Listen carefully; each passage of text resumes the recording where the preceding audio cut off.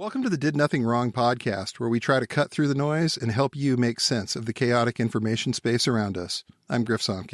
And I'm Jay McKenzie.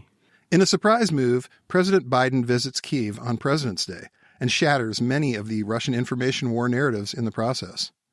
Meanwhile, Ron DeSantis is minimizing the threat posed by Russia and their aggression towards their Eastern European neighbors. And James O'Keefe is out at Project Veritas as what some are calling the DeSantis faction's coup succeeds. Will the Trump supporters take it lying down? If you like what you're hearing, please give us a rating and a review on the app that you're listening on. Be sure to subscribe at didnothingwrongpod.com to get our content straight into your inbox. All of our work is free, but we're extremely grateful for paid subscriptions and donations that ensure that we can keep doing this important work. Thank you.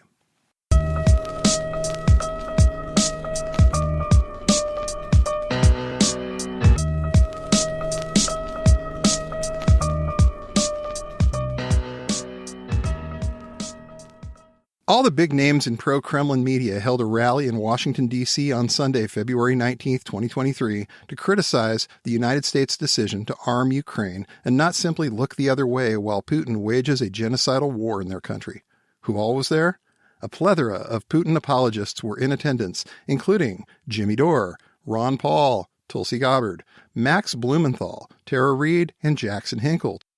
It was a who's who of people who proved there's maybe something to this horseshoe theory. The event received plenty of coverage from Russian state media outlets, and it was roundly mocked and criticized by anybody outside of the Russian, Chinese, and Iranian state media ecosystem. Still, the event served its intended purpose, giving Moscow plenty of fodder for its domestic TV audiences. Then, something rather extraordinary happened. The next day, Monday, which also happened to be President's Day in the United States, Joe Biden showed up unannounced on the streets of Kyiv with Ukrainian President Volodymyr Zelensky. The two strolled down the street while air raid sirens blared in the background. What sort of message do you think this sends to the Kremlin and all their little helpers in the West? Not one they're too happy about. They went to a lot of effort to have this rally that was very sparsely attended, and it just was difficult to take seriously when you have a guy like Matthew Heimbach, who's been a Nazi and then a communist, and now I think he's a Nazbol, but he's waving a communist flag. And it was just kind of a freak show in D.C. Mm-hmm. And then the fact that Biden got there and really nobody knew, however many people knew, it was really... They were tight-lipped about it. They pulled it off, and it's kind of like out of nowhere, there he was. Mm-hmm. And, I mean, it's such a visual. This guy's just walking through the streets of Kyiv with President Zelensky. You've got air raid sirens going off, and, here's Joe just like, whatever, Jack, I don't care. We're going to have this conversation and show you how we feel about your air raid sirens. And It made the rally look even smaller and more incoherent than it actually was. I found myself a little mystified when I heard about the Rage Against the War Machine rally, as they called it, why they were going to do this rather than potentially taking it somewhere where it might matter, like the Russian embassy. I'm not sure why they didn't protest there, but it seems that they just had to get their talking points in, and those talking points tended to be the Russia red-brown alliance that these people have going at this point. There's no other good word for it as far as I'm concerned. It's a Russia-focused red-brown alliance with a side of China. Yeah, and it really was just a pro-Russia rally. They're going to say it's anti-war and that it's not... They're going to say that, we're going to criticize the deep state and the defense industrial complex. The U.S. is just doing this because they want to make money, and Raytheon and Boeing. I've seen all those criticisms everywhere else. This is just about the U.S. making money. They don't care who dies or who lives, who dies, what happens. It's just about money. And therefore, because we're a capitalist country and all we care about is making money, that we don't care about all the lives that are being lost in Ukraine, as if us not arming the Ukrainians and just letting them be genocided would result in less deaths and less destruction. I mean, the reality is we're helping a country who was invaded defend themselves. And the vast majority of the casualties have been Russian. And so when you really think about it, what are these people concerned about? Well, they're concerned about the Russian casualties, not the Ukrainian casualties. They don't seem to give much thought to how many Ukrainians die, which is exactly how the Russian state feels. Russian lives matter, as it were. They would really like to portray it like there's something that the United States could do about it to make this war stop. But I mean, really, there's one side that could make this war stop tomorrow if they wanted to, and it's Russia. All they have to do is withdraw and stop shooting. And this war ends. It's that simple. They want Ukraine to just roll over, to just roll over and die and take whatever the Kremlin gives them. And we know what that's going to be because we've seen it in Mariupol and Bucha, and there has been rape and murder, and they have abducted thousands of children and sent them back to Russia for re-education. They are burning books that are written in Ukrainian. It is very much a genocide. It is very much a goal of the Kremlin to essentially erase the Ukrainian identity. And we know this because Putin has talked about this and he has written about this, and it is in line with the Russian state's imperial ambitions. And this rally, it was his little helpers in the West who are going to come up with it's the defense industrial complex, it's the deep state, it's Joe Biden is a warmonger, it's all these things. But really, it's just, let's come at this at every possible angle where we can potentially help Russia without saying that, oh my God, we love Russia and Putin is the greatest. Although you did have guys like Jackson Hinkle, who the intro to his show is Putin walking down the hallway and looking tough and really badass. And some of it's pretty clear. Some of it's a little bit more, they aren't that overt about it. No. And Jackson Hinkle promotes a philosophy that he calls MAGA communism. And if that sounds incoherent to you, that's not just you. He is a real small-time rich kid from Southern California who has decided that he wants to be famous and he wants to be a right-wing influencer, and this is how he's going to do it. He's going to create a political philosophy that doesn't make any sense whatsoever. I mean, good luck selling that to either side, kiddo. I mean, really, the MAGA folks have been pretty, say what you want about them, they don't tend to buy the idea of communism being a good thing. They just don't. And the communists don't really want a whole lot to do with the idea of MAGA. So, again, good luck, kid. Hope it works out for you. But he does have enough backing that he got on Tucker Carlson at least once. Weird. Yeah, go figure. You got to imagine he's got several pictures of Putin shirtless in his bedroom. But and he's probably not even ashamed to admit that because that's the kind of person he is. But he's got some amount of backing from the Lyndon LaRoche, the Schiller Institute. Yeah, and LaRoche passed away, but the group is still active. They're still getting some amount of funding. They've shown up at some events and they've kind of accosted AOC and Ilhan Omar and berating them for not staying true to their anti-war principles. But the reality is, I think some people on the left have, I don't know if they've grown up or that, look, it's one thing to be against the war in Iraq and Afghanistan. You can say the U.S. isn't supposed to be there, but if you're really true to your principles, shouldn't you be helping and defending the least among us? And you look at the size of Ukraine and you look at the size of Russia and you remember that Russia chose to invade this country, and really you're anti-war. Well, yeah, let's stop Russia. Let's prevent the genocide. The Ukrainians are not trying to genocide the Russians. The Ukrainians are defending themselves. And the Ukrainians are not trying to take Russia's territory. The Ukrainians are trying to protect their country. The Ukrainians are trying to defend their way of life, their homeland from this Russian attack. They aren't invading Moscow or St. Petersburg. That's not what this is. They haven't stepped a single toe across the line, nor will they. This isn't what they're all about here. They want to stop this invasion from happening. And Crimea is Ukraine, by the way. Yes, it is. And we've seen a lot of, why isn't there anyone on the left that is anti-war? And it is from the same actors or people aligned with the ones who spoke at this Rage Against the War Machine rally.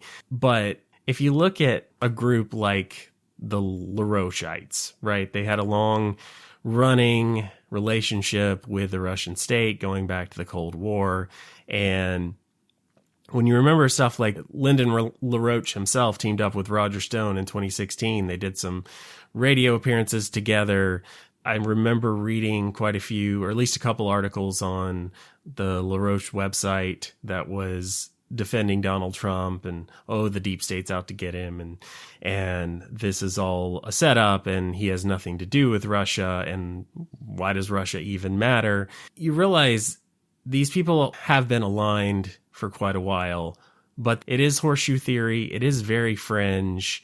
And there are some, I guess, kind of big names that are associated with this movement, but the actual real people that were willing to show up to this event was kind of laughable. There really just isn't that much organic support behind the things that they're saying. There are people in the United States who absolutely are, especially on the right, who are getting on board with less funding for Ukraine and, we can't spend money in Ukraine because we have to fix this, and this here. And they're being sold that by the right, and eventually it's kind of, those talking points are hitting home.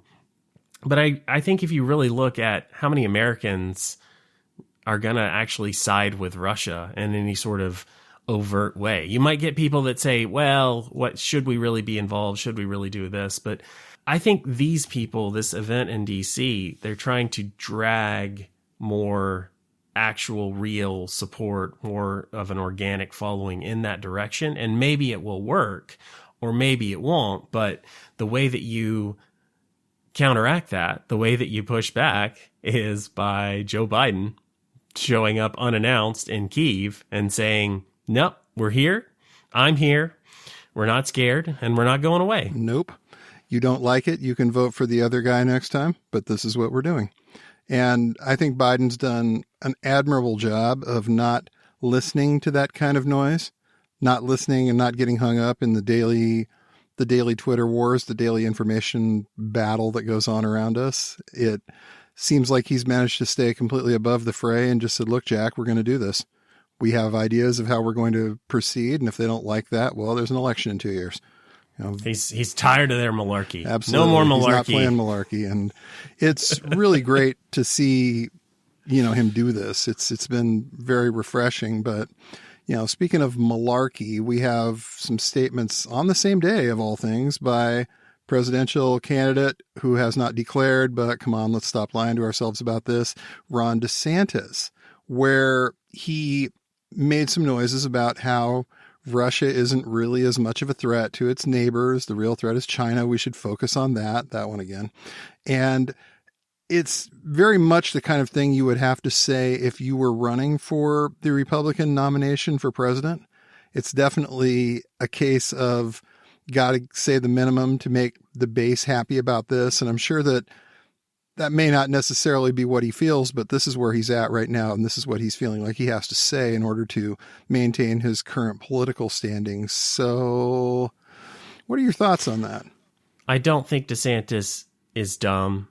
I think he knows what he's saying, and I think there's a plan behind it. And I think realistically, he was as harsh on Russia as he could be without alienating a large percentage of his potential voters. If he had spoken out against Russia and made any more favorable comments to Ukraine, they would have eaten him alive. They really would have. And it's sad that that's where we're at. And I know we were just talking about there really aren't that many people in the United States who are really pro-Russia, but if you're going to split the country 50-50 Republican and Democrat and look at the people who are actually going to vote in a primary, which DeSantis has to win if he wants to be the nominee, his voters who are consuming a lot of this MAGA or MAGA adjacent media, they're being told that this war is not that important. There are other things we could be spending money on. What do we really care? And you even have a guy like Rep. Paul Gosar tweeting yesterday, Joe Biden visiting Ukraine is a slap in the face to every American, especially the people of East Palestine, Ohio. Ukraine is not our friend, and Russia is not our enemy. Shocker. Shocker. Yes, the white nationalist Nick Fuentes adjacent U.S. House member says Russia is not our enemy. But maybe that's a little further on the range of what's acceptable for the right. But he's not going to get guys like Steve Bannon, Charlie Kirk, some of the big names. They're not going to criticize him for that. No. If anything, they're going to cheer. And it's interesting how, kind of like how Kevin McCarthy changed his tune quite a bit on what was going to happen with Ukraine and what we should be doing there. Ron DeSantis himself has shifted quite a bit on this issue. This is from Aaron Blake at the Washington Post. At a 2014 hearing, DeSantis warned that Putin's justification that Crimea was largely composed of ethnic Russians could be extended to other nations and even some NATO members such as Latvia and Estonia. He pressed an Obama State Department official to confirm that the United States would defend those countries from a Russian incursion, as is the U.S. commitment under Article 5 of the NATO Charter. In a 2015 interview on Fox Business Network, DeSantis criticized Obama for not giving Ukraine both defensive and offensive weapons, saying, quote, "If you had a Reagan-esque policy of strength, I think you would see people like Putin not want to mess with us," unquote.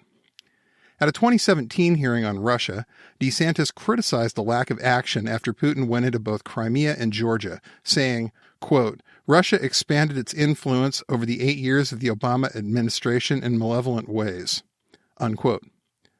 Crimea remained a focal point in 2018 when DeSantis told Fox News' Sean Hannity, quote, "They did nothing when Russia invaded Crimea, made incursions into Ukraine, went into Syria," unquote. That same year, during an event at Embry-Riddle Aeronautical University, DeSantis expanded on his view of the costs of inaction in the face of Putin's aggression. DeSantis said Putin, quote, "wants to reconstitute the Russian Empire," unquote, and, quote, "I think he's been a threat for a long time," unquote. DeSantis even gently chided then-President Trump for speaking positively about having a relationship with Putin.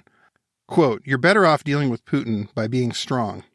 When Putin sees he can gain an inch, he's apt to take a mile. And, basically, if America's not going to give him any pushback, I think he's going to continue to try and expand Russian influence," unquote. Seems to be another case of Kevin McCarthyism, where he was absolutely right about this, but somehow changed his tune. And this is from The Guardian in March 2nd, 2022, so not even a year ago. He has said France wouldn't put up a fight. A lot of other places around the world, they just fold the minute there's any type of adversity. Can you imagine if Vladimir Putin went into France? Would they do anything to put up a fight? Probably not. And it's that same sort of, trope we had to spend the OOs listening to about France. But at the same time, now they're a third-rate military power who aren't any kind of a threat to NATO. But a year ago, they would wreck their neighbors in Europe in a fight. Okay. Yeah, so let me just read out what DeSantis actually said. And remember, keep in mind, this is right on the edge of what MAGA considers, and the right more generally considers, acceptable rhetoric on the war in Ukraine. So DeSantis on Fox and Friends on Biden's visit to Ukraine said, "I and many Americans are thinking to ourselves, okay, Joe Biden's very concerned about those borders halfway around the world. He's not done anything to secure our own borders here. We have a lot of problems accumulating here." So it's again, and we've been hearing that for months and months about, Joe Biden cares about Ukraine's border, but not the U.S. border. And that's a thing like Steve Bannon, Tucker, Charlie Kirk, all these guys have been just beating that drum for months and months since the war began, really. Yep. The next quote is DeSantis downplaying the threat that Russia poses. He said, "I think it's important to point out, the fear of Russia going into NATO countries and all that and steamrolling, that has not even come close to happening," end quote.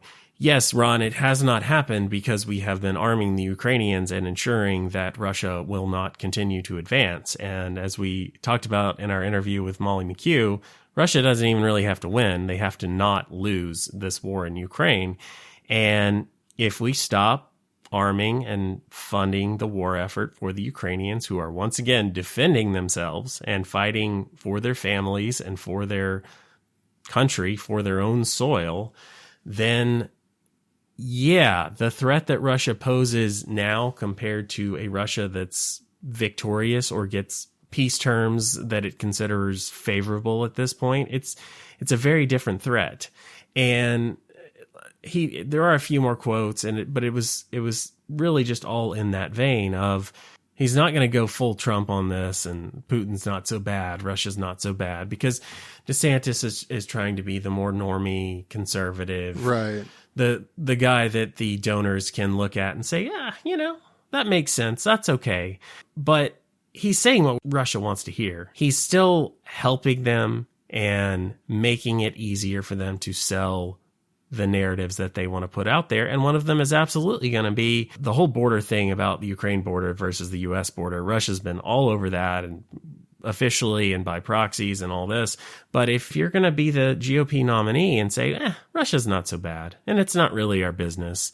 And that's step one to saying, well,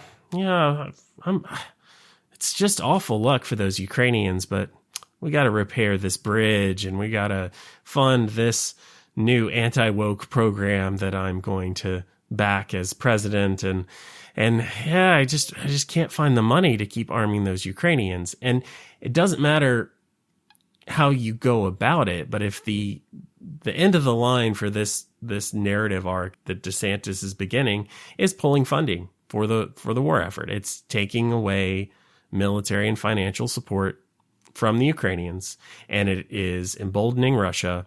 And the other thing that really gets me about this is he had a few more quotes about, well, the real threat is China. Russia, okay, they're an adversary, but the real threat is China. And to that, I would say, Ron, China is helping Russia, and you can't separate the two. A stronger Russia means a stronger Iran and a stronger China, and it means a greater threat to us here in the West and to all those who support liberal democracies.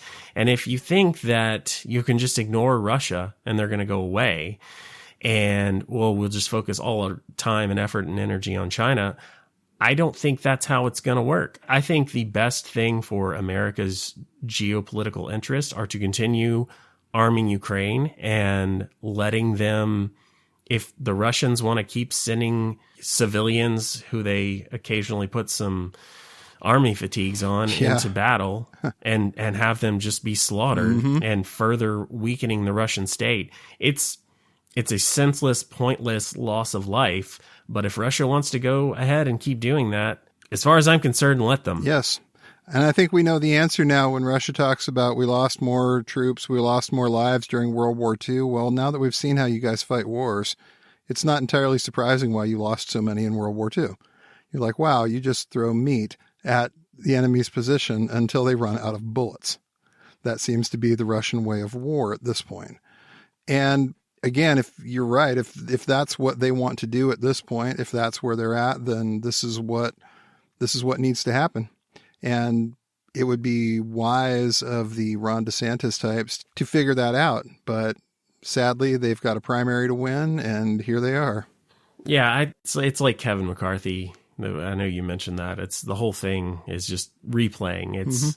I think he knows better. I think they both know better. But if they want power, if they want to be in charge, this is what they have to cede ground on. This is what they have to give up. This is what they have to sell out for. And it's unfortunate that this has become so politicized, and it's, well, you have to stand on this side or the other. It'd be nice if we could just all agree on this. And it'd be nice if we didn't have to convince people that arming Ukraine was the right moral decision and in our best geopolitical interest. But there is just so much momentum on the right that is going against continuing this aid, even if it's not pro-Russia, even if it's not Putin's good. It's J.D. Vance saying that he doesn't really care about Ukraine and he doesn't really care what happens there. And that is the sort of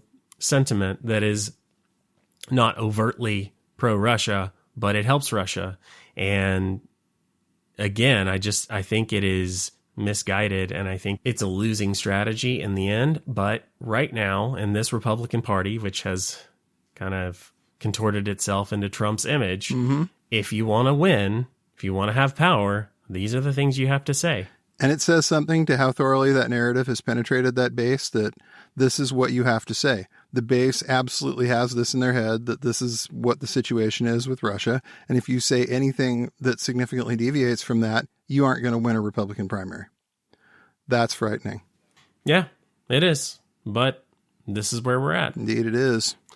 Well, speaking of Republican primaries, Ron DeSantis, and the lengths that you have to go to win one these days, after 2 weeks of limbo, James O'Keefe was forced out of his leadership position at the right-wing provocateur group he founded, Project Veritas. At least, he says he was forced out by the Project Veritas board of directors. For their part, the board claimed in a statement that they want to, quote, work things out with James and have tried every route possible to remedy the issues at hand and begin to take the legally required corrective actions, unquote. Whatever the truth, O'Keefe has already left the group, and pretty much everyone in the MAGA movement is supporting him. Not the board or whatever's left of Project Veritas without O'Keefe. The only named people who are backing the board's actions are the extremely online DeSantis supporters. Now, O'Keefe put out a 45-minute video about why he was leaving the group and what his next steps were. So, our mission continues on. I'm not done. The mission will perhaps take on a new name, and it may be no longer called Veritas, Project Veritas. I'll need a bunch of people around me, and I'll make sure you know how to find me. And I'll quote when you invited me to New York City and did that little stand-up. How fitting that from Shakespeare, quote, and this story shall the good man teach his son.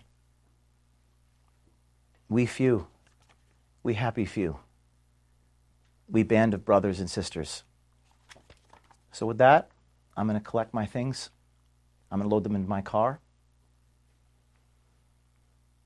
And I hope to see some of you soon. That's it. In this video, he hinted at a possible coup inside the organization and hoped that journalists could figure out why this was happening to him and why now. He didn't single anyone out, but there are 3 possible culprits being blamed online right now: Ron DeSantis, Pfizer, or left-wing infiltrators. Do any of these options seem realistic or plausible?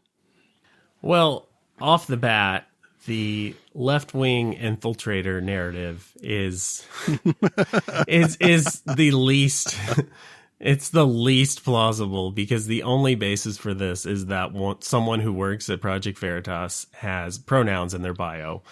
It's laughable. Yeah, heaven forbid. I know it's gosh, that clearly means that the group has been thoroughly infiltrated. Mm-hmm. But of course, it's an undercover rat fuck operation. So of course they think the left has somehow weaseled their way. But that really, honestly, the person who's most obsessed with the pronouns thing is Tim Pool, which is just, it's hilarious to see what the former leftist, or he's given up the game in terms of he doesn't even pretend that he's not just part of the right wing at this point. Nope.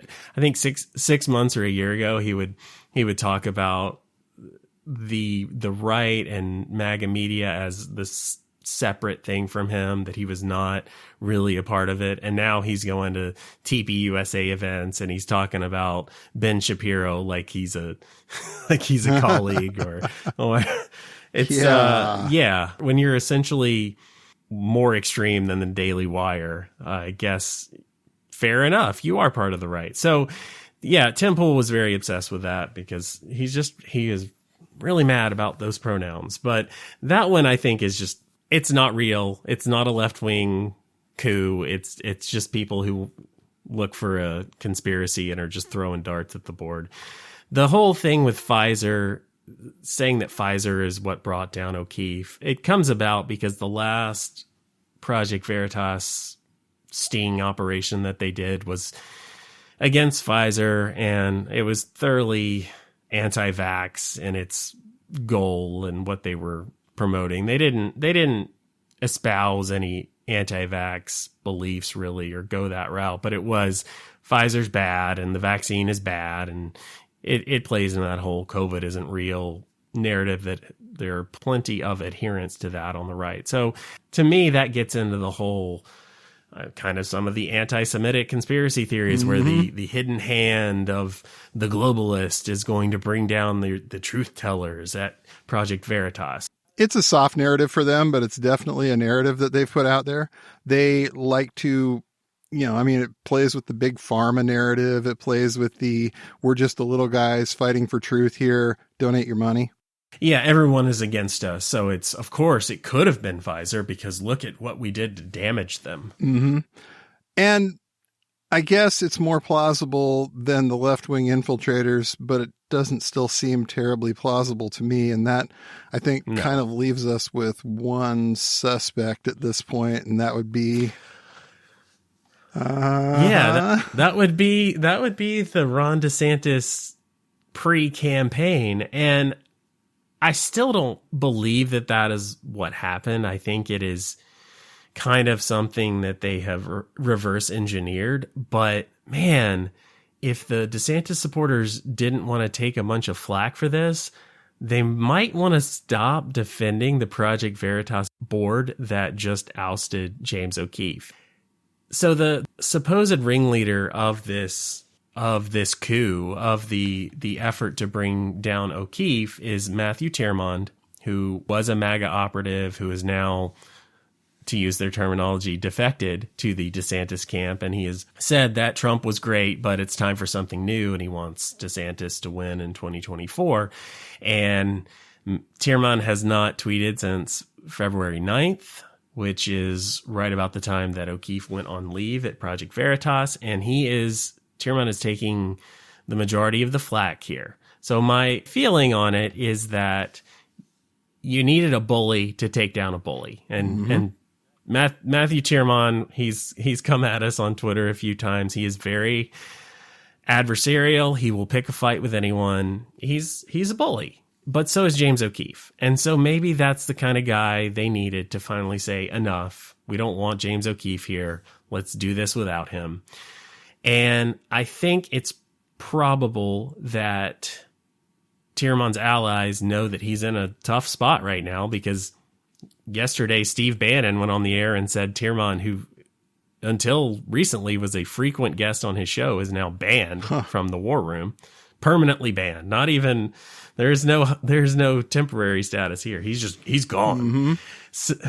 So I think it's a situation where Tiermond is in a rough spot, and his allies right now, the few he has left, are the DeSantis supporters. And so they are defending him and defending the board's actions and trying to, they've been talking up, these claims. Project Veritas put out a statement saying that O'Keefe misappropriated thousands of dollars. And here are a few examples of what has been uncovered so far by the Project Veritas leadership. This is far from an exhaustive list. It is merely a small representative sample. They say that O'Keefe took $14,000 on a charter flight to meet someone to fix his boat under the guise of meeting with a donor. They say he took $60,000 in losses by putting together dance events, such as Project Veritas Experience, whatever that is. We're going to have to look for those. Yes, see if there's some videos. And there are definitely some dance event videos. I mean, O'Keefe is quite the musical theater aficionado, and as a result, thinks that somehow this can all be solved by dancing. Well, I don't know if I watched the 45-minute video of him talking about resigning. My and right at the end of it, I am so sorry. At the end of it, he quoted Shakespeare. So I will tell you this about the guy. He He puts on a good performance. Mm-hmm. I am not surprised that he has a lot of people who back him and believe him. And whatever a guy like Matthew Tierman is, and he's in the similar vein of rat fucker, but he cannot put on a performance like this. And O'Keefe, he sounds believable. I don't believe him, but he's not as bad of an actor as I thought he would be. So I am not surprised that he went about it this way, that he put out his narrative this way, because he's a pretty good salesman. I am not surprised that the response from the Project Veritas was this board was a statement that, while they do mention that he took over $150,000 in black cars in the last 18 months, thousands of dollars spent on a DJ and other equipment for personal use, and quote, hundreds of other acts of personal inurement, whatever that means exactly, who's to say. But they point out in this statement, they repeatedly go back to, we would like to talk to James and we would like to work this out with James, and we did not fire him. He chose to resign. And it comes off sounding kind of pathetic and kind of desperate. They really don't want him to be gone. They really they want him to fix it. But I think, honestly, you look at it, it's like what they really don't want to be gone is the donors. They don't really want the funding to be gone. And I think that they realize that, like, James O'Keefe was that organization. And if he leaves, Project Veritas is done within a very short period of time. And since he decided not to go quietly, since he decided that he was going to, air out exactly what they said to him, didn't he say something about they offered him mental health counseling or something along the way too? Yeah. Well, they tried to say he was burned out and, we just wanted him to have a break. But they that also had one of their statements where they essentially said, oh, look, nothing has happened to him.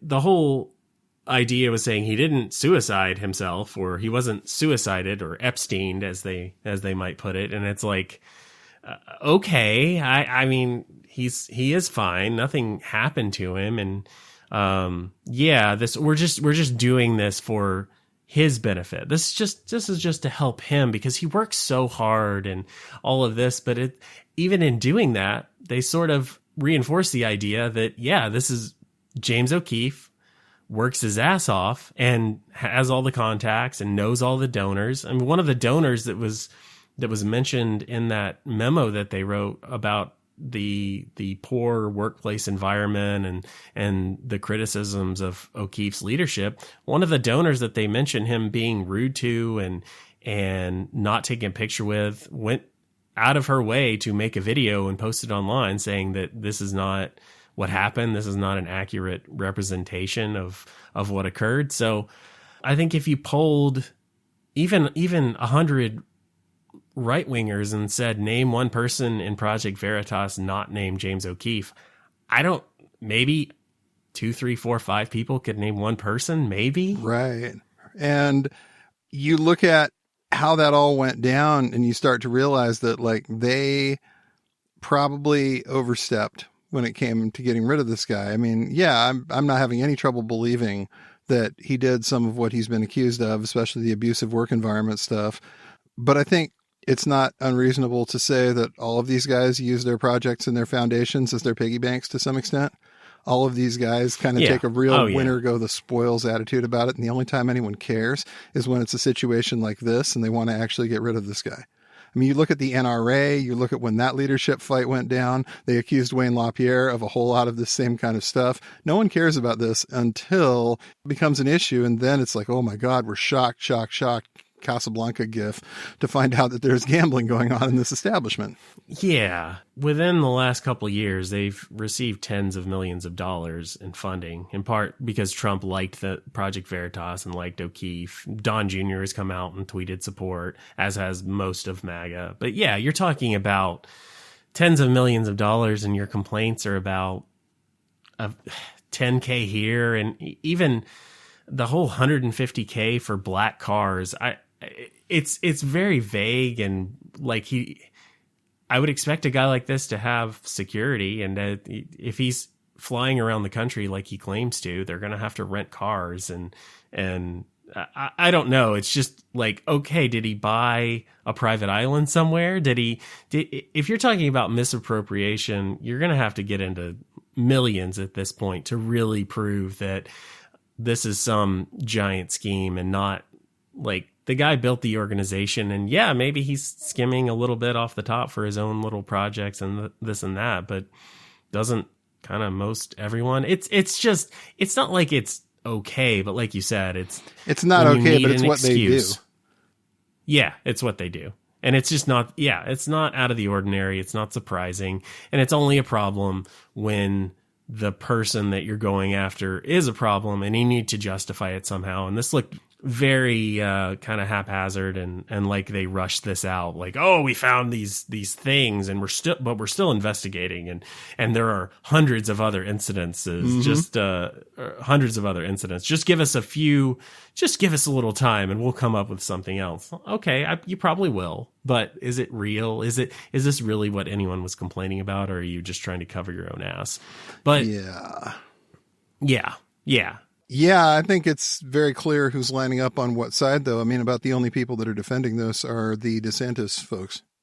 The people who have been accused of being part of DeSantis's army of online influencers. And not sure how much of an army it is at this point, but, at least you've got John Cardillo to sell them weapons when they finally do get going.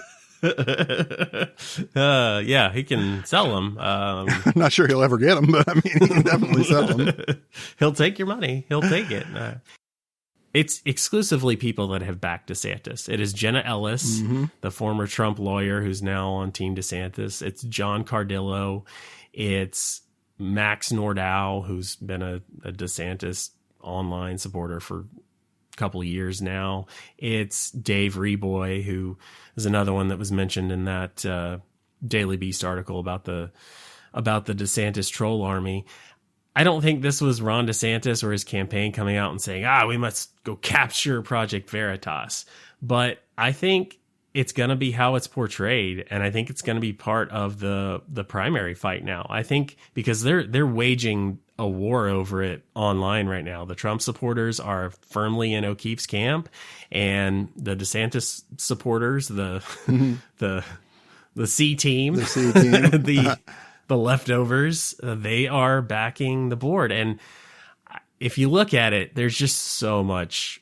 MAGA has so much more influence and a bigger bite online right now, and I don't want to be Matthew Tierman right now. No. I mean, Matthew, we know you've said bad things about us in the past, but we forgive you. We care about you, and we are concerned about you. We would like it if some point you would, make a proof of life video, because again, you haven't tweeted since February 9th, and this wasn't something you could stop doing. So we are concerned. We know who you've made mad. We know these aren't nice people. So if at some point you could maybe hold up a newspaper and a video or a photo, let us know you're okay. We would really appreciate that. No hard feelings, buddy. No hard feelings. Well, no. Let's, but good luck to him. Good luck to him.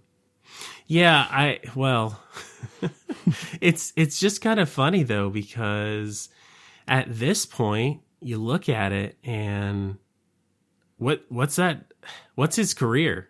What's left? He's been on the Project Veritas board for years. He was a big Trump supporter, and maybe he's in DeSantis's camp because he genuinely thinks he would be a better candidate and president.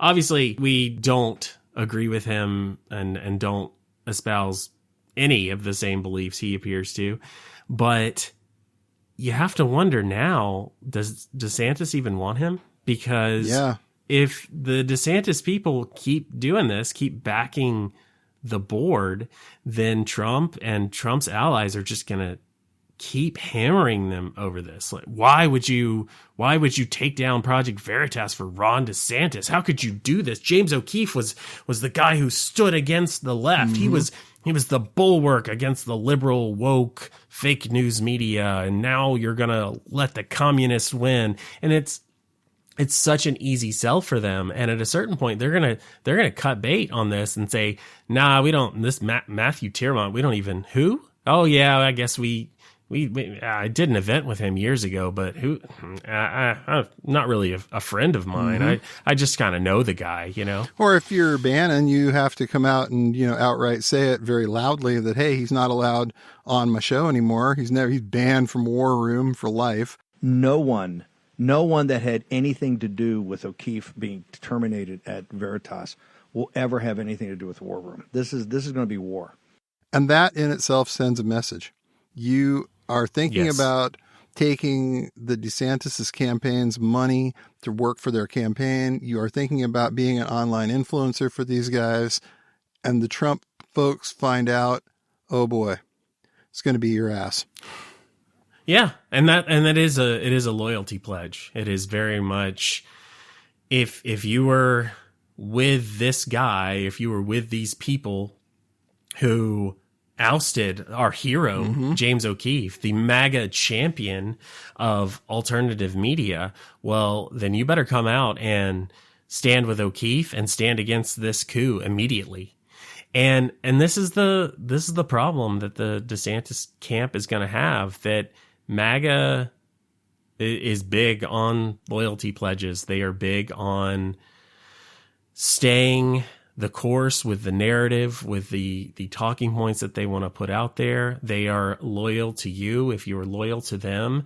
And if you go against the acceptable rhetoric, the line that they're espousing, then they will crush you. They will destroy you.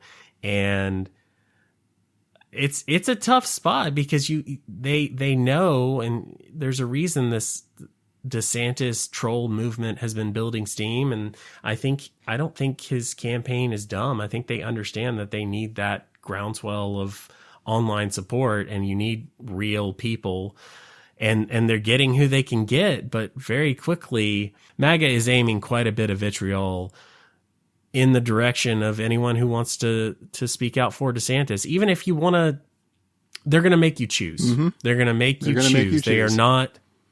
And if you choose to be with DeSantis, then you are an enemy, and enemies must be destroyed. And if you want to take, I think both would be great presidents, and I just want to support the GOP nominee. And no, they have no time for that. They have no interest for that. No. Pick a side, pick a candidate, and you are either with us or against us. And you're right. Bannon made it clear. I am with Trump. Matthew Tiermont fooled me. I thought he was one of us, but he's not one of us, and he will never be back on this show. Yeah, absolutely. And you have to think that's weighing very heavily on the minds of anybody who's, undecided at this point or independent at this point, that this is what's going to happen if you cross these people. This ain't beanbag. They play hard, and they are definitely going to make these people either bend the knee or be destroyed if they can.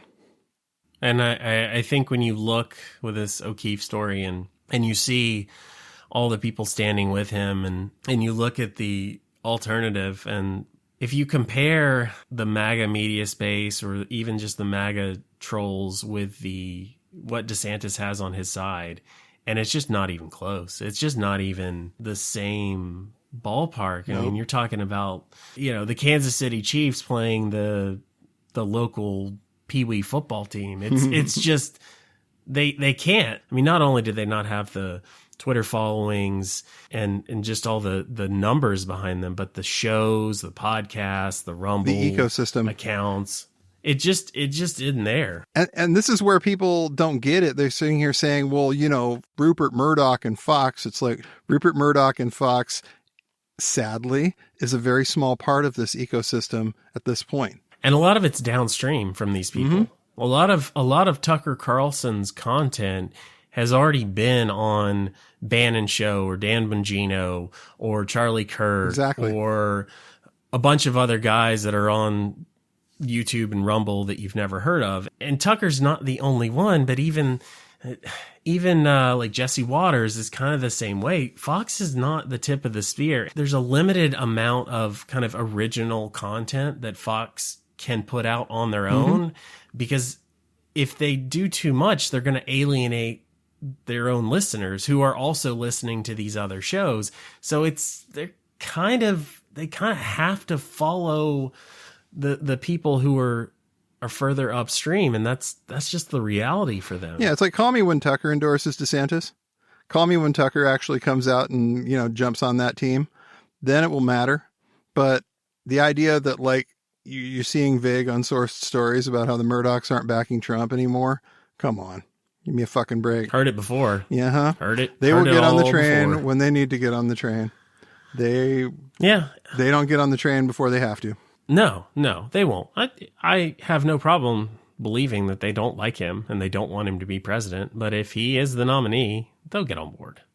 Don't kid yourself. And that's, well, you can blame capitalism or whatever you want to blame. But if you look at the text messages that recently came out in the ongoing Dominion lawsuit against Fox News, and we saw the text between some of the big names at Fox. You had Hannity, you had Tucker Carlson on there, and he called Trump a demonic force who could destroy people.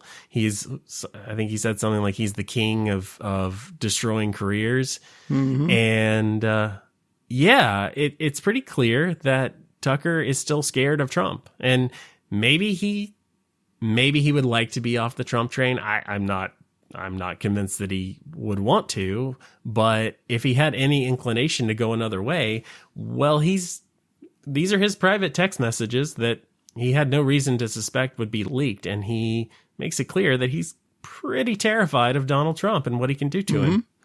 He's not in there with them, they're in here with him. And that's the reality of the Republican Party. They need to understand that you turned your infrastructure over to a monster. You turned your whole party apparatus over to a guy who has no interest in sustainability.